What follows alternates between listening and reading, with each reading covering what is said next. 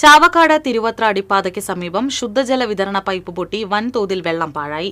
ദേശീയപാത 66 വികസനത്തിന്റെ ഭാഗമായി നടക്കുന്ന നിർമ്മാണ പ്രവർത്തനങ്ങൾക്കിടെയാണ് പൈപ്പ് പൊട്ടിയത്.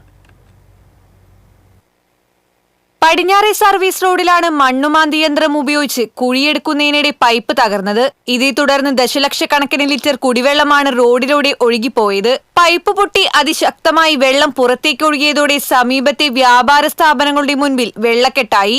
മണിക്കൂറുകളോളം വെള്ളം ഒഴുകിയിട്ടും ബന്ധപ്പെട്ട അധികൃതർ ഇടപെടാതിരുന്നത് പ്രതിഷേധത്തിന് കാരണമായി. തീരദേശ മേഖലയിലെ പലയിടങ്ങളിലും നിലവിൽ കടുത്ത കുടിവെള്ളക്ഷാമം നേരിടുന്നുണ്ട്. കുടിവെള്ളത്തിനായി ജനങ്ങൾ നെട്ടോട്ടമോടുമ്പോഴാണ് അധികൃതരുടെ അനാസ്ഥ മൂലം ഇത്രയധികം വെള്ളം പാഴായി പോയതെന്ന് നാട്ടുകാർ കുറ്റപ്പെടുത്തി. നിർമ്മാണ പ്രവർത്തനങ്ങൾ നടത്തുമ്പോൾ പൈപ്പ് ലൈനുകൾ സംരക്ഷിക്കാനുള്ള മുൻകരുതലുകൾ എടുക്കാത്തതാണ് അപകടത്തിന് കാരണമായത്.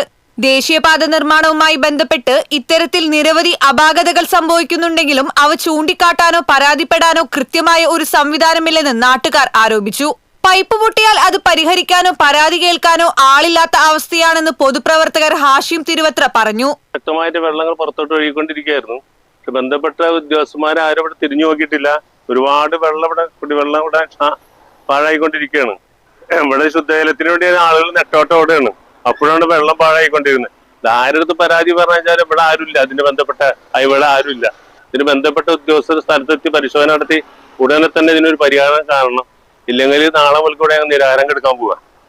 ദേശീയപാത അതോറിറ്റിയും ജല അതോറിറ്റിയും ഏകോപനത്തോടെ പ്രവർത്തിക്കാത്തതാണ് ഇത്തരം സംഭവങ്ങൾ ആവർത്തിക്കാൻ കാരണമെന്നും അടിയന്തരമായി പൈപ്പ് അറ്റകുറ്റപ്പണി നടത്തി ജലവിതരണം പുനഃസ്ഥാപിക്കണമെന്നും നാട്ടുകാർ ആവശ്യപ്പെട്ടു. TCV news, Chavakkad.